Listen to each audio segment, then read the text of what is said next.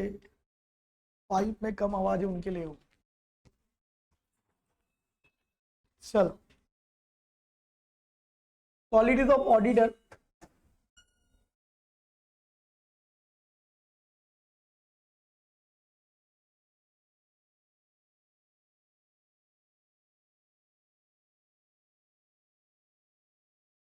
Start करें। एक CA की क्या क्वालिटीज होनी चाहिए? तो देखो, दो प्रकार की क्वालिटी होनी चाहिए एक सीए के पास। एक होना चाहिए personal qualities, qualities of auditor में सीए के पास एक पर्सनल क्वालिटीज होनी चाहिए। इस पर्सनल क्वालिटी जिनके पास अच्छी होती है ना, वो लोग एक अच्छे बिजनेसमैन होते हैं। उन्होंने बिजनेसमैन को देखा कैसे वो लोग बाटली में उतारते, भाभी जी बोल बोल के, हाँ भाभी जी ये नया प्रोडक्ट है ले लो, बराबर। और फिर मैंने खुद एक्सपीरियंस किया, मेरी तो खुद की शॉप है, अभी दिवाली आ ही रही है। कभी मैं मेरी वाइफ के साथ गया एक दुकान पे, एक बार बैंड्रा में कोई वो पाली हिल कुछ है वहाँ पे, सब ब्रांडेड शॉप है और उसके सामने सब सारे स्टॉल लगे होते, ब्रांडेड शॉप वाला दिखता भी नहीं है। अब एक स्टॉल वाला मेरी वाइफ को बोल रहे हैं, उन्होंने कुछ ड्रेस का दाम पूछा, कुछ 2000 ऐसा कुछ बोला, तो मेरी वाइफ बोल रही है इतना महंगा? तो बोल रहा है मैडम दीदी ये उन लोगों के लिए है जो लोग अच्छा पहनते हैं, और मुझे लगा आप लोग अच्छा पहनते हो, अच्छे लोगों के लिए, तो इसलिए महंगा होगा ना। मेरी वाइफ बोल रही ले लेते, मतलब देता कान के। तो स्टाइल देखो उसका, ये महंगे लोगों के लिए, ये अच्छे लोगों के लिए, इसलिए 2000 का है। सीधा दीदी सिस्टर। तुम देखना जो बिजनेसमैन होता है ना, उसकी पर्सनल क्वालिटीज जबरदस्त, बात करने का तरीका, और उससे ही बिजनेस चलाता है। तो पर्सनल क्वालिटीज जिसकी अच्छी, वो बिजनेस अच्छे से कर सकता है। बिजनेस का स्टाइल ये बाटली में उतारने का काम करने का, समझ में आ रहा है? तो अगर तुम, अब बताओ सीए लोग बिजनेसमैन को एडवाइस करते, डेफिनेटली कहीं ना कहीं सीए के पास भी एक पर्सनल क्वालिटी अच्छी होनी चाहिए या बिजनेसमैन की क्वालिटी होनी चाहिए। ये क्वालिटी तुम अपने सोसाइटी, सराउंडिंग, एनवायरनमेंट में, घर पे डेवलप करते। दूसरी क्वालिटी जो तुम एकेडमी में, जिसको हम लोग टेक्निकल क्वालिटीज बोलते हैं, जो तुम अपने एजुकेशन में जैसे सीए कोर्स करके सीखोगे, वो होती है टेक्निकल क्वालिटी। सब्जेक्ट के नॉलेज होना चाहिए, टेक्निकल सब्जेक्ट के नॉलेज, वो होता है टेक्निकल क्वालिटी। बट साथ में क्या होना चाहिए? पर्सनल क्वालिटी, जिससे तुम एक अच्छा बिजनेसमैन बन सकते हो। देखो यहाँ पे ऑडिटर का वैसे तो किससे कंसर्न है? उसको रिपोर्टिंग करना है किसके ऊपर? Financial matters of business and other institution की, बिकॉज हम लोग एनजीओ वगैरह का भी ऑडिट कर सकते हैं, जरूरी नहीं कि बिजनेस हो। फाइनेंशियल मैटर्स इनहेरेंटली, मतलब in built, are to be set with the problems of human fallibility. क्या बोल रहा है? फाइनेंशियल मैटर्स में इनहेरेंट प्रॉब्लम्स होते, inherently are set to be with the problem. Inherent कुछ प्रॉब्लम होते, फाइनेंशियल स्टेटमेंट के अंदर गलतियां होती है, इनहेरेंट क्यों होती है? ड्यू टू ह्यूमन फॉलिबिलिटी, मतलब ह्यूमन एरर। फॉलिबिलिटी मतलब एरर, ह्यूमन बीइंग एरर कर सकता है कि नहीं कर सकता है? फ्रॉड कर सकता है कि नहीं कर सकता है? उसकी वजह से क्या होता है? इनहेरेंट फाइनेंशियल स्टेट में प्रॉब्लम्स है, और वही तो हमको ऑडिट करके ढूंढ के बताना है क्या एरर और क्या फ्रॉड है, बराबर कि नहीं एवरीवन? चीजें हुई, सिर्फ लिखने का तरीका अलग है। अब मेन क्वालिटीज यहां से शुरू हो रही है। क्वालिटीज रिक्वायर्ड आर, देखो ये पर्सनल क्वालिटीज, टैक्ट, टैक्ट मतलब तुम टैक्टफुल होना चाहिए, स्ट्रेटेजी से काम करने वाला बंदा चाहिए। कल मैंने बताया था, कल मैंने लेक्चर कैंसिल करवाया था जो, तो ये जीएसटी ऑफिस जाना था मुझे, कल मैं जीएसटी ऑफिस गया। अब मेरे क्लाइंट का कुछ, मैंने बताया 19 लाख का डिमांड था जीएसटी। मैंने प्रॉपर वर्किंग वगैरह करके सब 66,000 पे वो डिमांड आ गया। तो जीएसटी ऑफिसर इतने घटिया होते हैं ना, हम सोच नहीं सकते, मानने के लिए रेडी नहीं है, बोलते 2,19,000 का डिफरेंस आ रहा है। बोलो भाई तो प्रूव कर, मुझे दिखा, पूरा कैलकुलेशन उसने किया, उसका भी 66 का ही डिफरेंस है। पूरा 66,000 का जो डिफरेंस है वो हम लोग गवर्नमेंट को भर देंगे। फिर भी क्या बोल रहे हैं मालूम है? मेरे को 75,000 रुपया चाहिए तुम लोग से, तुम लोग नहीं दोगे मैं नया नोटिस भेजूंगा, नया इंक्वायरी डालूंगा, नया पेन। अजीब दादागिरी है, पावर है उसके पास। 20-21 का नहीं, 21-22 का भी नोटिस दूंगा। मैं एक शाणा हूँ, मैं कभी भी जीएसटी ऑफिस ऐसे तो कई बार गया नहीं हूँ, मैं 2-3 बार ही गया हूँ। और मेरे को पता है लोग खाने की बात करेंगे, उस टाइम पे मैं मेरा मोबाइल रिकॉर्डिंग ही ऑन रखता हूँ, सारी बातें उसकी रिकॉर्ड हो गई। फिर बोला थोड़ी देर में बताता हूँ दूंगा कि नहीं दूंगा पैसा। फिर बोला आप बाहर आओ। बोला भाई तुम्हारा ऑडियो रिकॉर्ड की है, ड्राइव पे सेव भी कर दिए, फिर तू डिसाइड कर ले क्या। बोलता है नहीं फिर भी देना ही पड़ेगा। बोला 5,000 रुपये से एक ज़्यादा नहीं मिलेगा। बोलता है नहीं नहीं। फिर उसने क्या किया, बोला 2 मिनट रुक, वो एक शाना 21-22 पे ओपन करना शुरू कर दिया। अब मेरे को पता है मेरे क्लाइंट के 21-22 में भी थोड़े बहुत गड़बड़ है, तो लोग क्या है प्रॉपर मेंटेन नहीं करते, लेकिन गड़बड़ कितने का होगा उसमें भी 10-20 हज़ार का, हर साल में 10-20 हज़ार का गड़बड़ रहेगा। बट उसके पावर है एक सेक्शन 73 जिसमें वो किसी को भी पेनल्टी का नोटिस भेज सकता है अगर छोटे मोटे इरेगुलरिटी, और वो पेनल्टी कितने का है, 1 लाख का है। बोलते हैं सर 5,000 में तो बात बनेगी नहीं, ये नोटिस में आप राइट हो, मैं 2 दिन रिसर्च करूंगा, 2-3 और नोटिस भेजूंगा, बराबर कर दूंगा ऐसा। बोला मैं अपील कर दूंगा। बोला सर आप अपील करोगे, एडवोकेट को लाओगे, मेरे अगेंस्ट अपील करोगे तो उसका भी आपको खर्चा आएगा, तो जो दे के हटा दो। सर तू मानेगा नहीं, 50,000 में फाइनली डील डन। देना हाँ 50,000 देना पड़ेगा उसको, लगता है गवर्नमेंट का 66 तो लीगली भरना है, 50 देना है। मैं तेरे को बता अगर मैं नहीं जाता, जैसे मैं वो क्लाइंट मेरा क्लोज्ड है, कोई भी सीए जाता है ना जीएसटी डिपार्टमेंट में, उसका क्लाइंट सही भी रहेगा ना, सीए और जीएसटी ऑफिसर की सेटिंग रहती है। अगर किसी का 19 लाख का डिमांड है ना, तो 10 से 20% तो लोग कमाते ही उसमें, 3-4 लाख का बिल बना देंगे और क्या बोलेंगे भाई तेरे को तो 19 लाख का नोटिस था, और क्लाइंट को क्या समझते हैं। बट फिर भी मैंने मेरे क्लाइंट का रिड्यूस करके उसको 50,000 रुपये, वो भी उसकी जबरदस्ती, इसकी जीएसटी ऑफिसर की। क्लाइंट नहीं बोला सर आगे वापस नोटिस भेजेगा, थाने आओ जाओ, उससे ज़्यादा तो अपन कमा लेंगे सर, दो यहाँ पे मीटिंग करे, इसमें 2 बार में वहाँ मेरा काम संभालूंगा तो 50,000 से ज़्यादा कमा लूंगा। तो कभी कभी ऑफिसर लोग इजी टेक करना पड़ता है। अब मेरे कुछ दोस्त थे, बोले यार विवेक तेरा मौका था, कोई भी सीए छोड़ता नहीं है, ऑफिसर के साथ मिलके, ऑफिसर खुद बोल रहे हैं सर 2-3 लाख रुपए निकालो, आप भी लो मैं भी। हाँ ऐसे ही होता है। फिर मेरे को लास्ट में बोलता और किसी का रहेगा ऐसा तो बताना, ये बिजनेस है भाई, दिस इज बिजनेस प्योर। बोला भाई ये मेरे क्लोज्ड है और मैं ये सब काम करता नहीं। फिर मेरा एक फ्रेंड है कनक जैन मारवाड़ी, वो बोल रहा था यार मेरे को बोला था विवेक 2-3 लाख निकालता, 50,000 लाख रुपए ऑफिसर में, तो लाख रुपए अपने को बचता, तो खड्डे में गया। एक्चुअली मैंने मेरे क्लाइंट का एटलीस्ट जहाँ 2-3 लाख खर्च होना था, 50,000 खर्चे में काम करवा दिया। अभी इस 50,000 का फायदा क्या मालूम है, आगे कुछ सालों में गड़बड़ है, छोटे छोटे गड़बड़ है जो इससे ज्यादा होगा। अब उसको 50,000 मिल गया है ना, वो हमारे इसमें टांग नहीं अड़ाएगा, आने वाले साल वाले में भी वो कुछ भी नाटक नहीं करेगा, उसको भी दोस्ती हो गई ना, पैसे दे दिए। तो कहीं ना कहीं आने वाले साल का अगर 2-3 साल का गिनेगा तो 50,000 के ऊपर ज्यादा गड़बड़ मिलेगा। वो सबसे होता है, छोटा बहुत गड़बड़ होता है इंटरेस्ट विंटरेस्ट का। तो फिर मैंने बोला यार दे दो, एक फ्रेंडलीनेस हो जाएगा, और आने वाले 3-4 साल का निकलेगा तो उससे ज्यादा खर्चा आएगा, मगजमारी होगा, बराबर। तो सीए को अपने क्लाइंट के लिए हमेशा टैक्टफुली काम करना है। अब मेरे पास बहुत लोग आते हैं, अब जिन लोगों का तुम लोग अभी इनकम टैक्स दर्शन सर पढ़ाएंगे, 5 लाख के ऊपर ही इनकम है तो टैक्स लग जाती है। मेरे पास आते हैं जिनका 1 करोड़ का भी पैकेज है, 1 करोड़ का, माँ कसम हम उसको ट्राई करते या तो टैक्स को भरे ही नहीं, 1 करोड़ में कम से कम 30-35 लाख का टैक्स आता है, 35 लाख के, 35 लाख के भी ऊपर आएगा, सरचार्ज के 40 लाख हो जाएगा। या हम ट्राई करते वो एक भी ना भरे, या 2-4 लाख ही भरे, टैक्टफुली काम करते, कोई उसमें गलत काम नहीं करते। अभी हम लोग वो बैग में BW वगैरह का काम नहीं करते, हम लोग बचा के दे देते, टैक्टफुली। टैक्टफुली मतलब स्ट्रेटेजी से काम कर, ये एक पर्सनल क्वालिटी जिससे क्लाइंट को बेनिफिट हो। इनकम टैक्स में बहुत सारी जगह पे लूप होल है, लूप होल मतलब गलतियां है, उस गलतियों का फायदा उठा के हम लोग क्या कर लेते हैं, टैक्स। एक दो चीज उसमें गलत वे भी हो सकता है, बट वो क्लाइंट का लुकआउट है। मुझे में आ रहा है क्या बोल रहा हूँ, टैक्टफुली में तुमको लीगली काम करना, लीगली इनकम टैक्स में जो लूप होल है उससे तुम टैक्स बचा के देते हो। तो अगर वो दूसरे सीए के पास गया, वो 1 करोड़ पे बोल रहा है 30 लाख टैक्स आएगा, और मैं बोल रहा हूँ 1 करोड़ पे 3 लाख आएगा, काम अपने पास कराएगा, और 27 लाख बचा ना उसका। वैसे इनकम टैक्स रिटर्न फाइल करने का कोई 2,000, कोई 4,000, कोई 5,000 देता है, 27 लाख बचा, 10% मांग लो उसका, कितना मिलेगा, 2,70,000।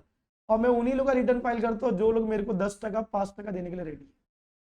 रिटर्न फाइलिंग का फीस का अच्छा डालू क्या मैं, तो टैक्टफुली काम करो तो इनकम भी ज्यादा है। तो देखो बहुत सी है, रिटर्न फाइल करेंगे 2,000 रुपए भी कुछ लोग देते, इतने कम कम प्राइस में। यार तू रिटर्न फाइलिंग का फीस मत ले, उसको टैक्स बचा, बोल ऐसे बड़ा टैक्स बचा के दूंगा, अब वो मैं कैसे बचाऊंगा तो छोड़ दे, लेकिन जितना बचाऊंगा उसका 5 से 10% लूंगा। समझ में आ रहा है? तो टैक्टफुली काम करेंगे तो इनकम भी ज्यादा होगा और क्लाइंट को भी अपने ऊपर ट्रस्ट आता है। समझ में आ रहा है? कॉशियस, देखो स्ट्रेटेजी से काम करो, लीगली काम करो। कॉशियस देखो दो वर्ड होता है, एक होता है सीरियसली काम करना, एक होता है सिंसियरली। कॉशियस का मतलब है सिंसियरली काम करना। सीरियसली बंदा जो सीरियस रहता है ना हमेशा, सीरियस मतलब टेंशन लेके काम नहीं होता है।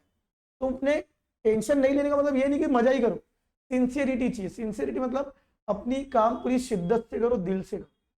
सीरियस और सिंसियरिटी में फर्क है। सीरियस बंदा सिर्फ टेंशन लेता रहता है, काम नहीं करता, और सिंसियर बंदा काम करता रहता है। जो लोग काम करते हैं ना, उनका टेंशन ऑटोमेटिकली क्या हो जाता है, रिड्यूस हो जाता है। तुम रोज का रोज काम करो, तुमको कोई प्रॉब्लम ही नहीं होगा। रोज का रोज पढ़ाई करो, कोई प्रॉब्लम होगा क्या? काम करने से सीरियसनेस एकदम खत्म हो जाती है, काम नहीं करने से टेंशन आता है। ये तुमको याद रखना चाहिए। लोगों को लगता है काम करने से टेंशन आता है, नहीं। जो बंदा रोज का रोज काम कर रहा है ना, काम करने वाले आदमी को कभी टेंशन नहीं आएगा। जो काम नहीं करेगा उसको ही टेंशन आएगा, अरे ये करना बाकी, ये करना बाकी, जमा करते जाएगा। वो पर्सनल क्वालिटी अच्छी नहीं है। कॉशियस का मतलब सिंसियर होना, ऐसा नहीं एकदम चिल होना। कॉशियस मतलब थोड़ा ध्यान देना कि क्या काम करना है, डेली वो काम करना है, बट सीरियसनेस से नहीं। सीरियसनेस टेंशन लेने वालों का काम है। टेंशन वो लोग लेते जो काम नहीं करते। कॉशियस वो लोग है जो अपना काम डेली करते जाते, सेफ चलते, कॉशियस चलते कि आगे कुछ प्रॉब्लम। समझ में है? फर्मनेस, ये सबसे इंपॉर्टेंट क्वालिटी है। देखो तुम अगर प्रोफेशनल हो, आगे भी मैं इस पर डिस्कशन करूंगा, कई बार होता है क्लाइंट लोग आड़े टेढ़े मिल जाते हैं। क्लाइंट हो सकता गाली देने वाला हो, टपोरी हो, तुमको आड़ा टेढ़ा गाली भी दे दे रहे हैं, बट तुमको अपना कूलनेस, फर्मनेस मतलब कूलनेस, काल्मनेस भी बोलते हैं इसको, पहले की मॉड्यूल में इसको काल्मनेस लिखा। अपना दिमाग ठंडा ही रखना है। मैं आगे लेसन नंबर 11 में भी बताऊंगा। अब मेरी क्लास में, मैंने लास्ट ईयर क्लासेस बंद कर दी, सीएस एग्जीक्यूटिव की एक बैच थी। आई थिंक इतनी घटिया बैच मैंने आज तक नहीं देखी। 30 बच्चे थे उस बैच में। उसमें ना 8-10 बच्चे ऐसे तो हमेशा एब्सेंट रहते थे। तो एक लड़की है अंजलि करके, वो भी ऑलवेज एब्सेंट रहती है। और मैं मेरे यहाँ पे मैं मेरे रूल नहीं बना सकता, बट मेरी क्लास में मेरे रूल बहुत स्ट्रॉन्ग। तुमको मैंने आज कुछ काम दिया, तुम कल नहीं करके आए, मैं घर भेज देता, माँ बाप को अच्छा लगे या बुरा लगे। और फिर मैं माँ बाप को ही सीधा, बच्चों की गलती नहीं बोलता, माँ बाप की गलती बोलता। क्यों? माँ बाप सिर्फ ये कब आता है माँ बाप मिलने वाले बोल मेरे पास, रिजल्ट के बाद ही मिलने आता है। सर हमारा बच्चा फेल कैसे हो गया, आपने पढ़ाया नहीं क्या? तो पूरे 12 महीने किधर थी, तो देखने क्यों नहीं आई? 12 महीने पूछते क्यों नहीं मेरा बच्चा क्या कर रहा है? क्लास आता था भी नहीं आता था? मैं क्लियर, घर पे जा पेरेंट्स को लेके आ। वो घर पे जाती, कभी पेरेंट्स को नहीं लेके आती। जब पहले 2-3 बार मैं वार्निंग दे देता हूँ, तो मैंने 2-3 बार 4 बार वार्निंग दे दिया, वार्निंग दे के मैंने बिठा लिया, बट उसके बाद भी वही गलती हो रही थी, तो मैंने घर भेज दिया 5वीं बार। इसका एक छाबा बोलो, बॉयफ्रेंड बोलो, मेरी क्लास में था, धीरज प्रजापति करके, कबीर सिंह देखा था, उसने आया बोला था आपने मेरी बंदी को बाहर कैसे निकाला क्लास से, वो मेरी बंदी है।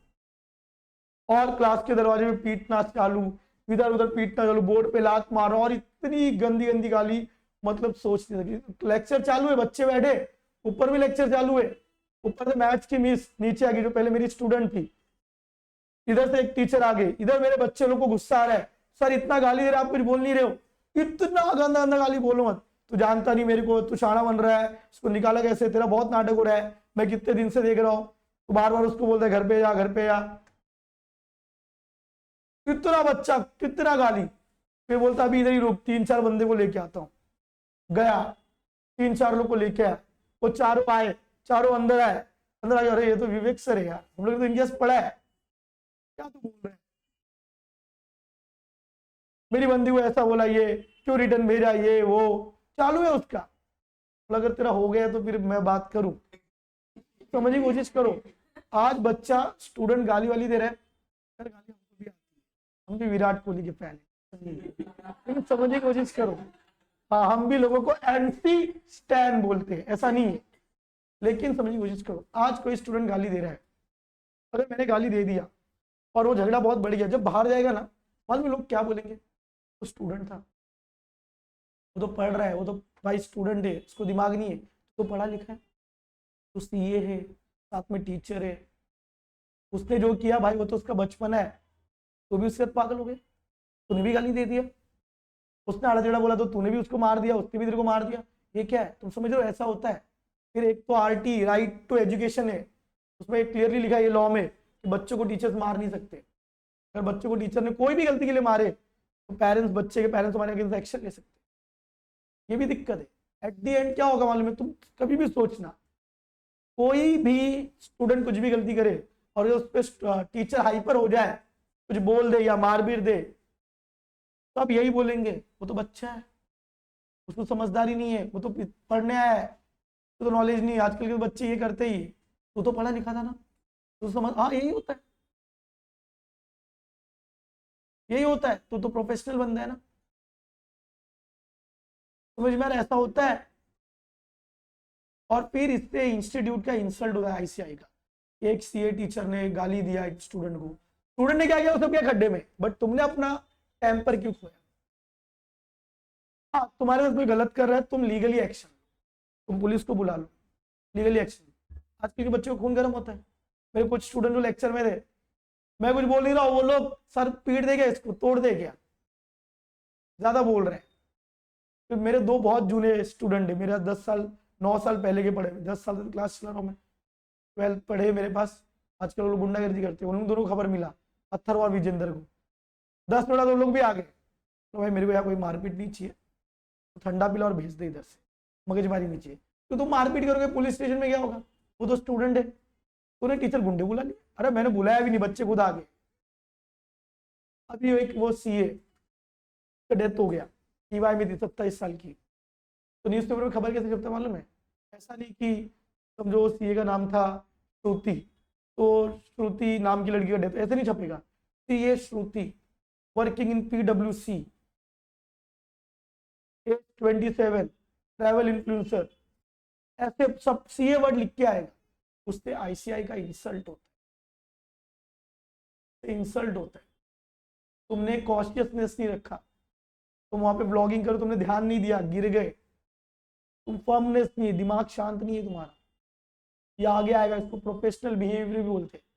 अपना प्रोफेशनल बिहेवियर, चाहे बिजनेस है, सीए जब बिजनेस कर रहा है, क्लाइंट के साथ डील कर रहा है, या पर्सनल लाइफ है, दोनों में तुमको तुम्हारा प्रोफेशनल बिहेवियर काम रखना है। अगर सपोज सिद्धार्थ कल सीए बन गया, लेकिन खबर आ रहा है कि अपनी वाइफ का डोमेस्टिक वायलेंस करता है, हाँ इससे भी आईसीआई का इंसल्ट होता है। कामनेस बहुत ही इंपॉर्टेंट क्वालिटी है, गुड टेम्पर होना चाहिए, ये सब पर्सनल क्वालिटी है। मैंने कई लोग को देखा है, कितना भी तुम उसको आड़ा जड़ा बोल दो, कुछ भी करो, वो हंसते ही रहेंगे, स्पोर्टिंग, वैसे मैं गुजरात के बच्चों को पढ़ाते ना, वहाँ कितनी भी खिंचाई कर लो, सारे एकदम स्पोर्टिंग रहते हैं, एकदम हंसते ही रहेंगे, हंसते रहेंगे। और कुछ बच्चों की खिंचाई कर लो, उधर वो बस सही में एक स्टूडेंट थी केसर करके लास्ट बैच में, एक तो गुजरात सर ने एक दिन आड़े में ले लिया था, एक दिन मैंने भी आड़े में ले लिया, बात वो ये सभी लोग उसको आड़े में लेते, हर छोटी बात के लिए मुंह बना देती थी।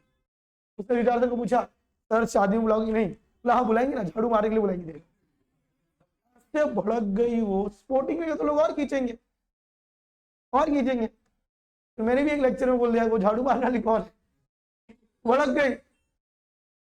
लास्ट बैच जिनके भी एग्जाम है जनवरी में, समझिए कोशिश करो, फर्मनेस होना चाहिए, कामनेस होना चाहिए, इंटीग्रिटी मतलब ऑनेस्ट होना चाहिए, डिस्क्रिशन मतलब डिसीजन मेकिंग लेना चाहिए।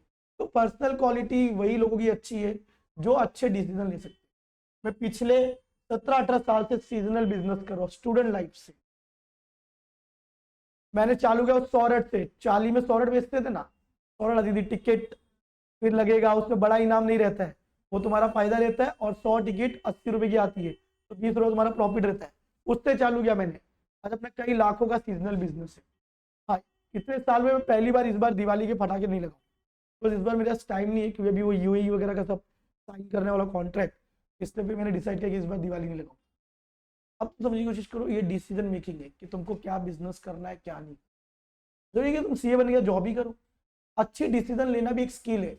लोग डिसीजन नहीं लेते बिजनेस के लिए, क्यों, अरे यार बिजनेस करेंगे चलेगा कि नहीं चलेगा, पैसा डूब जाए, कम से कम जॉब में फिक्स तो मिलेगा। तो कुछ भी हो जाए जिंदगी, मैं हर बच्चे को बोलता हूँ कुछ भी हो जाए जिंदगी में जॉब मत, कुछ भी हो जाए, भले 2 लाख महीना भी मिले, job business. Decision making is personal quality. मैंने बोला पर्सनल क्वालिटी किसके बराबर है? एक अच्छे बिजनेसमैन। बिजनेसमैन टेक्टफुली काम करता है, कॉशियस काम करता है, कस्टमर कई बार उल्टा सीधा बोल के वो शांत दिमाग रखेगा। क्यों? क्योंकि एक कस्टमर का तुम नाटक करोगे, उसने जाके बाहर झूठ बोल दिया तो और 10 कस्टमर मिल गए। Good temper, integrity, decision making, industry का नॉलेज होना चाहिए डेफिनेटली। अगर मैं सीए फील्ड से, तो मेरी पर्सनल क्वालिटी में आता ही है। अगर मैं सीए फील्ड से पिछले 10 साल से हूँ तो मुझे ये मेरी पर्सनल क्वालिटी में आता है कि मुझे मेरे सीए फील्ड का सारा नॉलेज होना, ये कोई टेक्निकल नॉलेज नहीं है। 10 साल से मैं इस फील्ड में काम कर रहा हूँ, तो एक पर्सनल क्वालिटी है कि सीए इंडस्ट्री में लोग काम कैसे करते हैं। जजमेंट, कभी भी तुम कोई जजमेंट करो, जैसे आरडीडी में होता है 5% आरडीडी वगैरह है, तुम्हारा जजमेंट राइट होना चाहिए कि मैनेजमेंट ने 5% किया है, डेटर 5% डुबा सकता है, तो पक्का 5% डूबेगा कि नहीं डूबेगा, वो जजमेंट तुम बराबर करो। मैनेजमेंट हमें में भी जजमेंट कर सकता है, तुम उसको पूछो डेटर क्या है, डेटर का ट्रेंड क्या है, ये सब पर्सनल क्वालिटी। भाई सही जजमेंट करना क्या है? Personal quality. सही अंदाजा लगाना क्या है? Personal quality. पेशेंस, ये सबसे इंपॉर्टेंट, धीरज रखना पड़ेगा। और मैं बता दूं अपने ऑडिट के सब्जेक्ट में तुमको बहुत धीरज रखना है, बहुत धीरज। मैं बता रहा हूँ जैसे जैसे ऑडिट खत्म होने आएगा ना, तुमको सब एक लिंकिंग मिलेगा, तुम बोलोगे यार इतना जबरदस्त, बट वो तुमको फ्लो बनाना पड़ेगा, एवरीडे मेरे साथ पढ़ना पड़ेगा। जो बच्चा एवरीडे पढ़ रहा है, एट द एंड उसको एक लिंकिंग मिलेगा और उसको लगेगा कि यार ऑडिट इतना जबरदस्त सब्जेक्ट। आई थिंक इससे बेटर कोई सब्जेक्ट नहीं, लेकिन बच्चे लिंकिंग नहीं रखते, रिवीजन नहीं, तो बहुत कुछ देखना बाकी है। तो पेशेंस रखना पड़ेगा, पेशेंस एक क्वालिटी है। क्लियर हेडनेस मतलब अगेन कामनेस, रिलायबिलिटी होनी चाहिए। तभी दर्शन सर 8-10 साल पहले हम लोग ने साथ में एक जगह पढ़ाया था, हमारे वहाँ पैसे डूब गए। 7-8 साल पहले दर्शन सर ने वसई में शुरू किया था, तभी 6 बच्चे थे, मैंने पढ़ाया। 6 बच्चे में भी उन्होंने वो मार्केट का पेमेंट किया, वो 20 बच्चों में भी नहीं पे कर सकते लोग, तो उन्होंने 6 बच्चों में भी मार्केट का जितना पेमेंट बनता है मेरे को पूरा पेमेंट किया। फिर सडनली 8 साल बाद लास्ट ईयर हम लोग गुजरात में मिले, जहाँ मैं लेक्चर लेने जा रहा था, मैं निकल रहा था सीढ़ी से ऊपर आ रहे थे, तो देख लिया अरे तो साला इधर तेरे को पिछले 8 साल में अंधेरी से भाईंदर आने को तेरे को भारी पड़ता है और तू 650 किलोमीटर गुजरात आ गया। बोला अभी क्लास बंद किया, पहली बार आया और तू ही मिल गया। बोला अभी लेक्चर लेकर नहीं, बोला हाँ इस बार पक्का लेक्चर लूंगा। अब एक भी लेक्चर लेने रेडी हुआ। 8 साल पहले हम लोग ने साथ में काम किया, मुझे पता है 6 बच्चे में भी उन्होंने अच्छा पेमेंट दिया, टाइमली पेमेंट किया। तो एक पर्सनल क्वालिटी क्या होती है? रिलायबिलिटी। क्या होती है? रिलायबिलिटी। तो बोला यार डन, मैं इस बार आऊंगा। फिर एक दिन में बस से ही आया था घूमने, कॉल किया, दर्शन सर बुलेट लेके आ गए। उस दिन उधर इनको बुलेट का भी शौक है, फिर कुछ दिनों तक क्रिकेट का भी शौक है, संडे कुछ भी हो जाए क्रिकेट ही खेलेंगे, राइट। फिर दर्शन सर मेरे को उधर विरार बुलाया, जो मेन सेंटर है इन लोग का, विरार। उधर गया मैं, बोले तीनों सेंटर में ऑडिट लेने वाला नहीं, एक ही सेंटर जो इन लोग का बैच था ना उसमें शुरू किया, बोला एक ही सेंटर लूंगा भाईंदर। फिर भाईंदर में टाइम बचा, जिससे दर्शन सर का रिलायबिलिटी क्वालिटी है सेम योगेंद्र सर। फिर मैंने उनको भी हाँ बोले, जुजा सर से अपना उतना इंटरेक्शन नहीं हुआ है, रिलायबल पर्सन है। तो रिलायबिलिटी एक क्वालिटी है, बराबर ना। लेकिन अगर हमारा पहले का एक्सपीरियंस गंदा होता कि पहले उन्होंने मेरे को पे नहीं किया या बहुत कम पे किया, रखड़ा के पे किया, तो मैं उनके साथ काम करता क्या? तो मेरे पास जो क्लाइंट काम करने आ रहा है तो उसको ट्रस्ट भी होना चाहिए कि ये सीए अच्छा है कि नहीं, हम इस पर रिलाई कर सकते कि नहीं। अभी मैंने क्या बोला, कल मेरे क्लाइंट को मुंह पे बोल दिया मैंने, तो किसी और के साथ आता 3 लाख का बिल बना देता, वो सीए भी साथ में खा जाता। तो वहां का वो ऑफिसर ही बोल रहा है, ऑफिसर बार बार बोल रहा है तू ये अपने पहचान वाले सीए को क्यों लाया, इतना फैमिली मेंबर है ना, तो एक एडवाइजर को लेके तो मैं बात करूँ। वो एडवाइजर को लाएगा तो दोनों क्या करते हैं? सेटिंग करते हैं। रिलायबिलिटी होना चाहिए कि कौन सा सीए हमारे लिए ऑनेस्टली काम करे और कौन सा नहीं। पर्सनल क्वालिटी, कौन से दुकान से माल खरीदना, वो भी बिजनेसमैन का रिलायबिलिटी है, पर्सनल क्वालिटी है। समझे एवरीवन? तो ये सारी पर्सनल क्वालिटी होनी चाहिए। देखो लिखा भी, in short all those personal quality make a good businessman. और जो अच्छा बिजनेसमैन है वो अच्छा ऑडिटर बनेगा। ऑडिटर कौन बनता है? वो सीए जो जॉब करता है, वो ऑडिटर नहीं है। क्लियर कर देता हूं, जो सीए लोग सीए बनने के जॉब करते हैं उनको ऑडिटर नहीं बोलते, उनको एम्प्लॉय बोलते। जो सीए बनने के बाद खुद का काम करता है, जैसे हमने स्विगी का ऑडिट किया, मैं रोहित शेट्टी के मूवी एसोसिएशन का काम करता हूँ, हमने तुम्हारा कितने सारे वो आता है ना एमटीवी पे, वो एमटीवी स्प्लिट विला, वो सब का काम किया है हमने। उसके बाद वो खतरों के खिलाड़ी तुम जो खत्म होता है अभी जियो पे, लास्ट में तुम देखोगे तो बानीजी एशिया प्रोडक्शन हाउस आता है, बानीजी एशिया, जिसने कपिल शर्मा शो भी प्रोड्यूस किया, अभी तो नेटफ्लिक्स पे चला गया। वो सबका काम हम लोग करते हैं। जो मेरी नई बुक मिल रही है उसके पीछे की कवर पेज पे तुमको दिख जाएगा कि हमने किसका किसका काम किया है। अभी स्त्री 2 का काम किया था हम लोग ने, फिर अभी विकी कौशल का काम करे छावा मूवी का। छावा आ रही है ना, मराठी मूवी, हिंदी मराठी इंग्लिश सब में, संभाजी राजे का, शिवाजी राजे के बेटे का। समझ में आ रहा है गाइस? इससे एक पर्सनल क्वालिटी अच्छी है तो वो बिजनेसमैन बनेगा और वो ऑडिटर बनेगा, ऑडिटर जो अपना काम है। समझ में आ रहा है? इसलिए मैंने भी रिटायरमेंट ले लिया, बहुत हो गया काम, बराबर ना।